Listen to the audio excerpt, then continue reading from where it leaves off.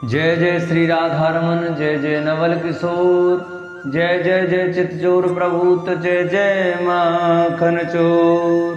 जय श्री कृष्णा। नमस्कार दोस्तों, स्वागत है आप सभी का मेरे YouTube चैनल आर के भक्ति ज्ञान में। भक्तों, आज की वीडियो में हम आपको श्रीमद् भगवत गीता के 16वें अध्याय के महात्म की और गीता सार की कथा सुनाएंगे। तो सभी भक्तजन हमारे चैनल को श्रद्धा भाव और प्रसन्नचित्त मन से सुने।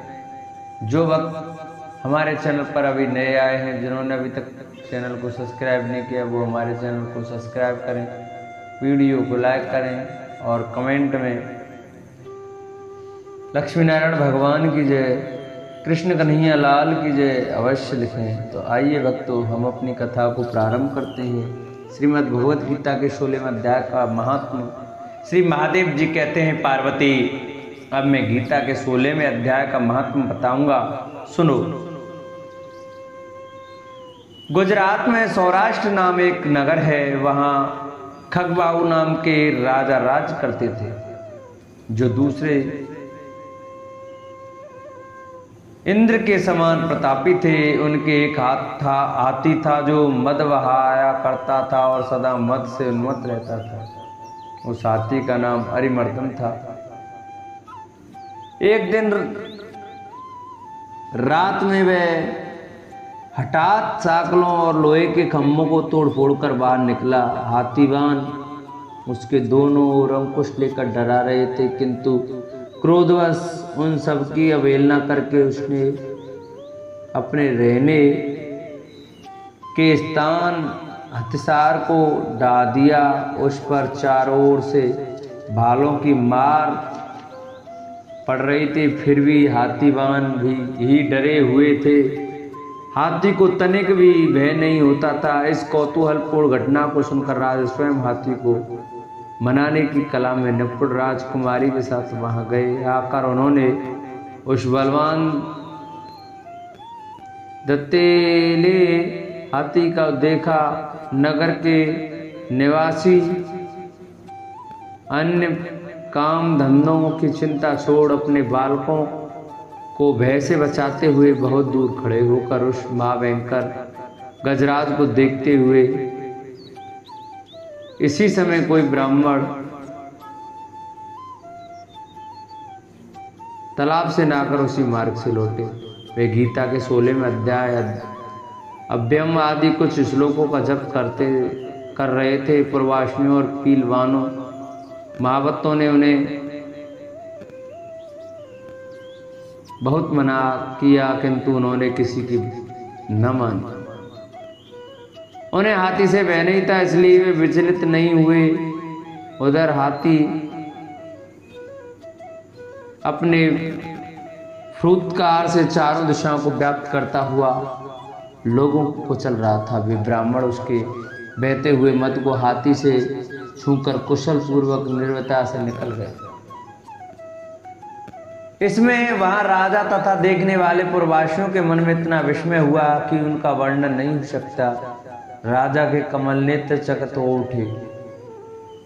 उन्होंने ब्राह्मणों को बुला सवारी से उतर कर उन्हें प्रणाम किया और पूछा, ब्राह्मण, आज अपने ये महान अलौकिक कार्य किया है, क्योंकि इस काल के समान भयंकर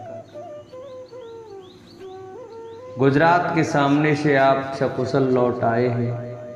गजराज के सामने से आप सकुशल लौट आए हैं। प्रभु, आप किस देवता का पूजन तथा किस मंत्र का जाप करते हैं, बताइए। आपने कौन सी सिद्धि प्राप्त की है? ब्राह्मण ने कहा, राजन, मैं प्रतिदिन गीता के 16वें अध्याय का व्रत करता हूँ।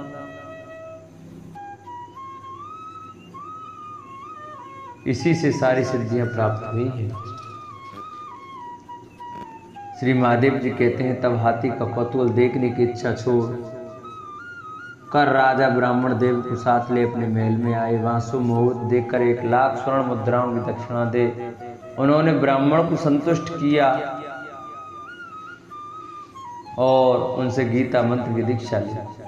गीता के 16वें अध्याय के अभयम आदि कुछ श्लोकों का अभ्यास कर लेने के बाद उनके मन में हाथी को छोड़कर उससे कौतूहल देखने की इच्छा जागृत हुई।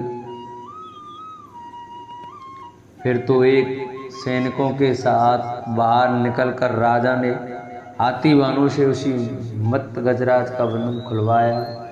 वे निर्भय हो गए। राज्य के सुख विलास के प्रति आदर का भाव नहीं रहा। वे अपना जीवन तृणवत समझकर हाथी के सामने चले गए। साहसी मनुष्यों में अग्रगण्य राजा खगबाहु मंत्र पर विश्वास करके हाथी के समीप गए और मद की अनवरत धारा बहाते हुए उसके गंडस्थल को हाथ से छूकर सकुशल लौट आए। काल के मुख से धार्मिक और खल के मुख से साधु पुरुष की भांति राजा उस गजराज के मुख से बचकर निकल आए। नगर में आने पर उन्होंने अपने राजकुमार को राज्य पर अभिषिक्त कर दिया तथा स्वयं गीता के 16वें अध्याय का पाठ करके परम गति को प्राप्त हुए। बोलो श्रीमद् भगवत गीता की जय। तो अब हम आपको 16वें अध्याय की गीता की सार की कथा सुनाएंगे, जिसमें कि कृष्ण भगवान और अर्जुन के संवाद का वर्णन है। उसके उपरांत श्री कृष्ण भगवान बोले, हे अर्जुन, जैसी संपदा जिन पुरुषों को प्राप्त है तथा जिनको आसुरी संपदा प्राप्त है, उनके लक्षण पृथक पृथक कहता हूँ। उनमें से सर्वथा भय का अभाव, अंतःकरण की अच्छी प्रकार से स्वच्छता, तत्व ज्ञान के लिए ध्यान योग में निरंतर दृढ़ स्थिति और सात्विक दान तथा इंद्रियों का दमन, भगवत पूजा और अग्निहोत्रादि उत्तम कर्मों का आचरण एवं वेद शास्त्रों के पठन पाठन पूर्वक भगवत के नाम और गुणों का कीर्तन तथा स्वधर्म पालन के लिए कष्ट सहन करना एवं शरीर और इंद्रियों के सहित अंतःकरण की सरलता तथा मन, वाणी और शरीर से किसी प्रकार की किसी को कष्ट न देना तथा यथार्थ और प्रिय भाषण और बलात्कार करने वाले पर भी क्रोध का न होना, कर्मों में कर्तापन के अभिमान का त्याग एवं अंतःकरण की उपरामता, अतार चित्त की चंचलता का अभाव और किसी की भी निंदानी न करना तथा सब भूता प्राणियों में हेतु रहित इंद्रियों को विषय के साथ संयोग होने पर भी आसक्ति न होना और कोमलता तथा लोक और शास्त्र से विरुद्ध आचरण में लज्जा और व्यर्थ चेष्टाओं का अभाव तथा तेजा, क्षमा, धैर्य और बाहर भीतर की शुद्धि एवं किसी में भी शत्रु भाव का न होना और अपने में पूज्यता के अभिमान का भाव यह बताता है। सब तो है अर्जुन, देवी संपदा को प्राप्त हुए पुरुष के लक्षण है। हे पार्थ, पाखंड, घमंड, अभिमान तथा क्रोध और कठोर वाणी एवं अज्ञान भी ये सब आसुरी संपदा को प्राप्त हुए पुरुष के लक्षण हैं। उन दोनों प्रकार की संपदाओं में देवी संपदा तो मुक्ति के लिए गई, इन दोनों प्रकार की संपदाओं में देवी संपदा तो मुक्ति के लिए और आसुरी संपदा बांधने के लिए मानी गई है। इसलिए हे अर्जुन, तू शोक मत कर, क्योंकि तू देवी संपदा को प्राप्त हुआ है। हे अर्जुन, इस श्लोक में भूतों के स्वभाव को दो प्रकार के माने गए हैं, एक तो देवों के जैसा और दूसरा असुरों के जैसा। उनमें देवों का स्वभाव ही विस्तार पूर्वक कहा गया, इसलिए अब असुरों के स्वभाव को भी विस्तार पूर्वक मेरे से सुनो। हे अर्जुन, आसुरी स्वभाव वाले मनुष्य कर्तव्य कार्य में प्रवृत्त होने को और अकर्तव्य कार्य से निवृत्त होने को भी नहीं जानते हैं, इसलिए उनमें न तो बाहर भीतर की शुद्धि है, न श्रेष्ठ आचरण और न सत्य भाषण ही है। वे आसुरी प्रकृति वाले मनुष्य कहते हैं कि जगत आश्रय रहित और सर्वथा झूठा एवं बिना ईश्वर के अपने आप स्त्री पुरुष के संयोग से उत्पन्न हुआ है, इसलिए केवल भोगों को भोगने के लिए ही है, इसके सिवा और क्या है। इस प्रकार इस मिथ्या ज्ञान को अवलंबन करके नष्ट हो गया है स्वभाव जिनका तथा मंद है बुद्धि जिनकी, ऐसे वे सब अपकार करने वाले क्रूर कर्मी मनुष्य केवल जगत का नाश करने के लिए उत्पन्न होते हैं। वे मनुष्य दंभ मान और मद से युक्त हुए किसी प्रकार की विपूर्ण न होने वाली कामनाओं को आसरा लेकर तथा अज्ञान से मिथ्या सिद्धांतों को ग्रहण करके भ्रष्ट आचरणों से युक्त हुए संसार में बढ़ते हैं। वे मरण पर्यंत रहने वाली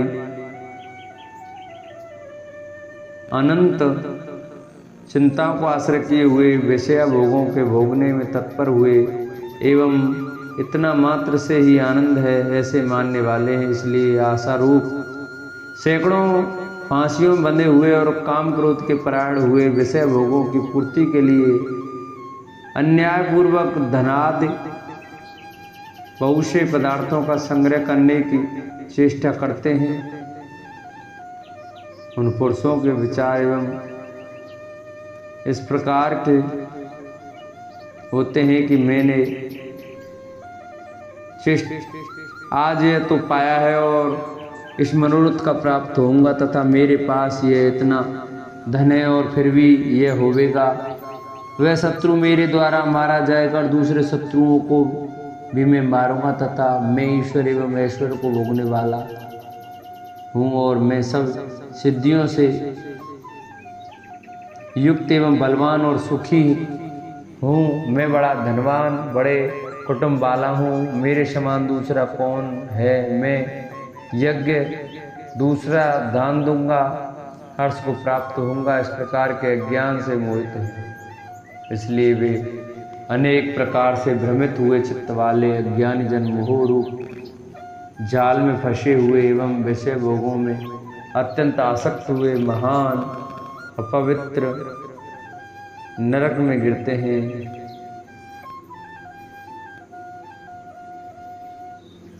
इसलिए वे अनेक प्रकार से भ्रमित हुए चित्त वाले अज्ञानी जन मोह रूप में फंसे हुए एवं विषय भोगों में अत्यंत आसक्त हुए महान अपवित्र नरक में गिरते हैं। वे अपने आप को ही श्रेष्ठ मानने वाले घमंडी पुरुष धन और मान के मत से युक्त हुए, शास्त्र विधि से रहित केवल नाम मात्र के यज्ञों द्वारा पाखंड से यजन करते हैं। वे अहंकार बल घमंड कामना और क्रोधादि के परायण हुए एवं दूसरों की निंदा करने वाले पुरुष अपने और दूसरों के शरीर में स्थित मुझ अंतर्यामी से द्वेष करने वाले हैं। ऐसे उन द्वेष करने वाले पापाचारी और क्रूर कर्मी नराधामों को मैं संसार में बारंबार आसुरी योनियों में ही गिराता हूँ अर्थात सूकर कुकर आदि नीच योनियों में ही उत्पन्न करता हूँ। इसलिए अर्जुन, वे मूढ़ पुरुष जन्म जन्म में असुरी योनि को प्राप्त हुए मेरे को न प्राप्त होकर उससे भी अति नीच गति को ही प्राप्त होते हैं, अर्थात घोर नरकों में पड़ते हैं। हे अर्जुन, काम क्रोध तथा लोभ ये तीन प्रकार के नरक के द्वार आत्मा का नाश करने वाले हैं, अर्थात अधोगति में ले जाने वाले हैं। इसमें इन तीनों का त्याग देना चाहिए, क्योंकि हे अर्जुन, इन तीनों नरक के द्वारों में मुक्त हुआ अर्थात काम क्रोध और लोभाद विकारों से छूटा हुआ पुरुष अपने कल्याण का आचरण करता है।